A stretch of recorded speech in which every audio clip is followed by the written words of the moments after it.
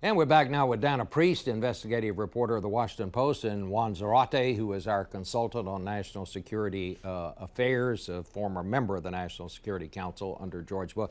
Dana, I want to talk to you first because you won the Pulitzer for the series of stories you did about the conditions at Walter Reed Hospital. How did this happen?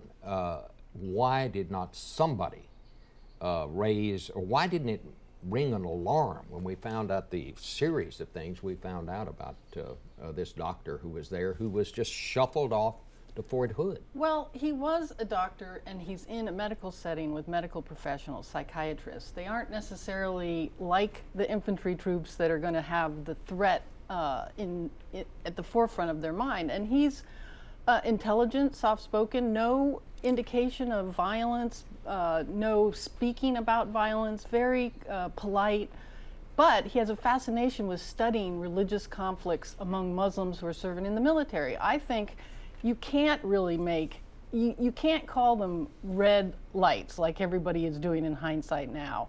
It looks like he was trying to figure out, what do you do with people who are conflicted? And then he's recommending that the military give them conscientious objector status. He wasn't, so there's no more than that. And the people, I know some of the people who were with him during this period of time in his fellowship and the end of his term at Walter Reed, and I don't think they believed that he was crazy. I think they believed he was very odd and that he didn't pose a threat.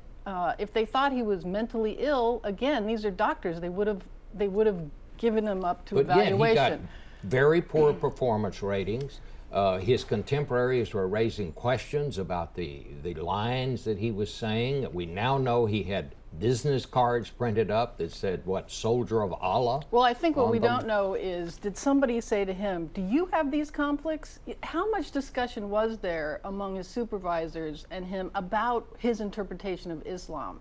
And I think that's where the Army, you'll find, is reticent. I mean, they don't know enough about it. They may not even know enough about it to have a general discussion, and apparently nobody informed the counterintelligence people who would have been the people. Well, do you think there was a certain timidity because he was a Muslim and someone thought it would be politically incorrect to question him? Yes, I think the Army is very concerned about diversity in its forces. They need Muslim leaders, and right now they are trying desperately to increase their ranks of people who speak Arabic and who can help them in the Middle East.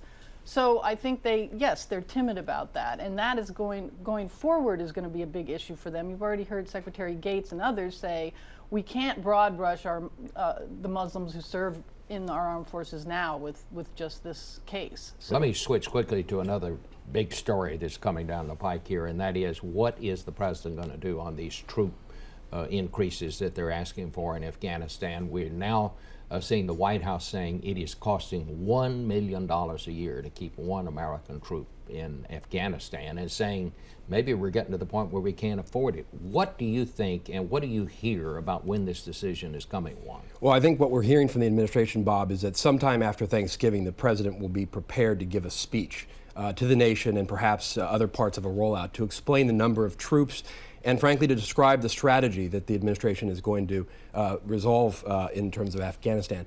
Interesting that the issue of the budget is coming up now, because I think you're starting to see all sorts of issues, including our ambassador in Kabul, General Eikenberry's objections to perhaps sending more troops without a reliable partner in Karzai. And so there's a lot going on within the system and within the process to throw doubts into throwing more troops at the issue without a clear resolution of the strategy. All of this, though, signals, unfortunately, I think, a little bit too much indecision. I don't think anyone faults the president for taking time to make the right decision, but I think it's how he's doing it and how the process is unfolded that is starting to look indecisive and a bit weak. What do you, because I know you follow this closely, Dana, you were Pentagon correspondent for a long time.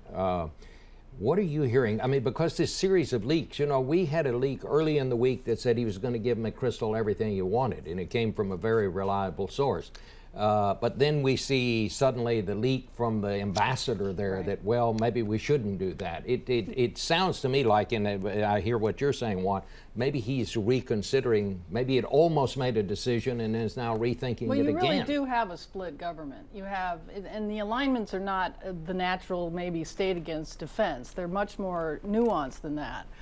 But it comes back to what is the goal? Is the goal to defeat al-Qaeda? And if that's the goal, well, according to my sources, there are only about 100 al-Qaeda left in Afghanistan. 100 al-Qaeda in Afghanistan? They're over in Pakistan. So again, if your goal is to defeat al-Qaeda, then Pakistan is where you need to go. And they've been very reluctant to do that. If it's not that, if it's more regional stability or standing up a stable political process, well, that probably is going to take a lot more than 40,000 troops and a long time. Well, thank you to both of you.